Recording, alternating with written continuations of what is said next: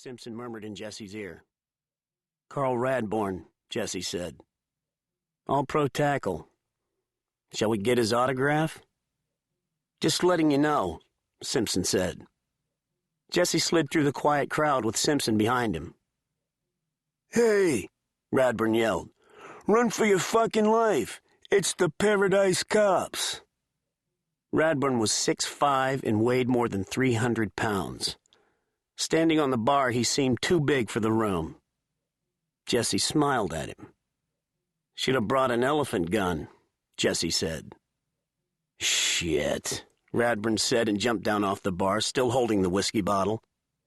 "You know who I am?" "I always loved that question," Jesse said. "Yeah, I know who you are.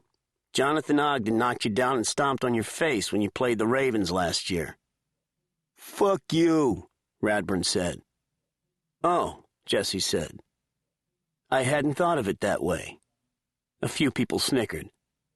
"I don't give a fuck. You a cop or what?" Radbourne said. "I'll kick your ass and Fat Boy's right here and now." Simpson reddened. "A lot of that is muscle," Jesse said.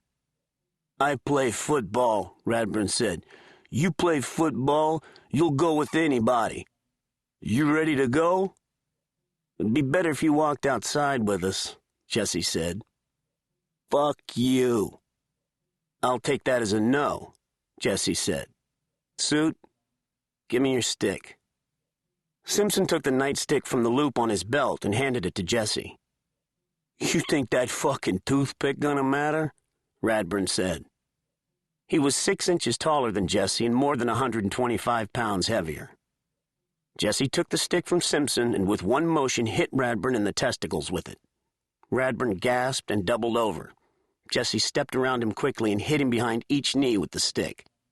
The legs collapsed. Radbourne went to his knees. Jesse took a handful of hair and yanked him forward so that he was face down on the floor. He glanced back at Simpson. "I played baseball," Jesse said. "Cuff him, Dano." Simpson handcuffed Radbourne. With help from the bouncer, they got Radbourne on his feet and stumbled him to the squad car and strapped him in. He'd been drinking all day. It was having its effect. He was half-conscious, rocking in the back seat. He was so big that the squad car rocked with him. He bent forward suddenly against the seatbelt and vomited. Some of the crowd had followed them outside. They applauded. The two cops and the bouncer looked in at him for a moment without saying anything. "Race week," the bouncer said. "And it's only the first day," Jesse said. Simpson got in to drive and Jesse sat up front beside him. They put the front windows down. Jesse looked back through the thick wire screening that separated them from Radbourne in the back seat. As he looked, Radbourne threw up again. "One of the perks of being chief," Jesse said, "is you don't have to clean the patrol car." "That be a driver's job?" Simpson said. "Yes," Jesse said. "I believe so." Chapter 2. Jen sat with Jesse outside at a table on the deck of the Grey Gull restaurant, where they could look at the harbor. "Is it always like this during race week?" Jen said. "Has been since I arrived," Jesse said. "Just to watch a bunch of sailboats race?" "And drink and eat and fornicate," Jesse said. "And maybe snort a little something, bet some money, maybe make a deal with somebody important. Big boats start arriving a month before. A lot of people come here for race week and never see a race." He was drinking iced tea. She had a daiquiri. She was wearing Oakley wraparounds. The veranda looked east at the harbor, and the sun was very low in the west and entirely screened from them by the body of the restaurant. Jen was a weather girl on a Boston television station, and people occasionally recognized her. The glasses didn't prevent that, and he thought that wasn't why she wore them. She saw him looking at her and put her hand on top of his across the table. "How we doing?" she said. "So far so good," Jesse said. The harbor was dense with racing sailboats, and beyond, in the deeper water near the point where the harbor opened into the limitless ocean, the big yachts lay at anchor. Do they race those big ones? Jen said. Some of them, Jesse said. At the end of race week, some of the yachts race from here to Virginia Beach. I'm told that the racing yachts are different than the yachts you just sail around in, but I'm not a seagoing guy, and I can't tell you what the difference is. The waitress brought lobster salad for each of them and a glass of white wine for Jen. It came in on the news wire that you had to arrest that huge football player yesterday, Jen said. One of the sports guys told me. He was drunk at the dory, Jesse said. Broke the bouncer's nose. The sports guy said you subdued him with a nightstick. I borrowed suits, Jesse said. It was with, what's his name? Redford? Radbourne, Jesse said. I was with Radbourne at a charity thing, Jen said. He's enormous. Weren't you intimidated? Even a little? Well, the bigger they are, Jesse said. Oh, God, Jen said. Not that. Jesse smiled. How about, it's not the size of the dog in the fight? I'm serious. It interests me. You interest me.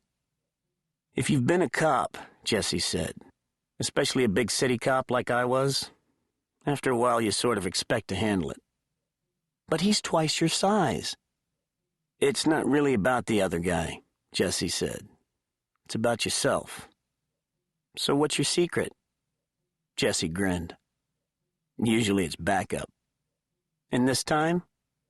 Well, Suit was there, but the guy was out of control and the place was crowded. And he gave you attitude, Jen said. He did. You got to get a guy like Radbourne right away or you're going to have to shoot him. What did you do? I hit him in the balls with Suit's stick. Ouch, Jen said. And that was it? Essentially it was, Jesse said. I was talking to the bartender before you arrived, Jen said. Doc, Jesse said. Yes, he said you didn't press charges. Jesse drank some iced tea and grinned at her as he put the glass down. This morning when he was sober with a deadly hangover, we gave him the choice. District court or clean the squad car. Clean the squad car? He puked in it. Oh, yuck, Jen said. So much for dinner. Don't kid me. You're about as queasy as a buzzard. But much cuter, Jen said. Did he do it?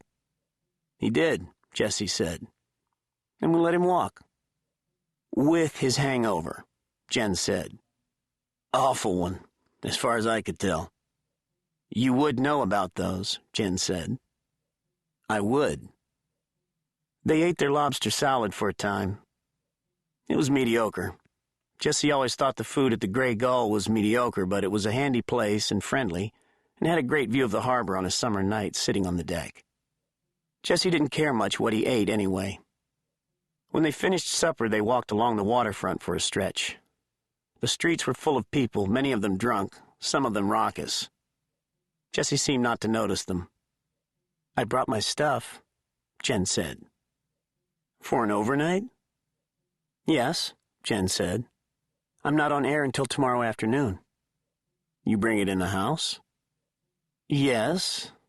I unpacked in the bedroom. That sounds promising, Jesse said. It is promising, but I need to walk off my supper first. You never were a love on a full stomach girl, Jesse said. I like things just right, Jen said. Sure, Jesse said. Away from the wharf, the street life grew sparse. No more bars and restaurants, simply the old houses pressed up against the sidewalks. There were narrow streets and brick sidewalks, bird's-eye glass windows, weathered siding, and widows' walks and weather vanes. It was dark and there weren't many streetlights. Away from the race week crowds, the old town was dim and European. Jen took Jesse's hand as they walked. This time, Jen said, things might be just right. Maybe, Jesse said, if we're careful. The street-side windows were lighted in many of the homes, and people sat watching television or reading something or talking with someone or drinking alone behind the drawn curtains only inches away from Jesse and Jen as they walked. How long since you've had a drink, Jesse? 10 months and 13 days, Jesse said.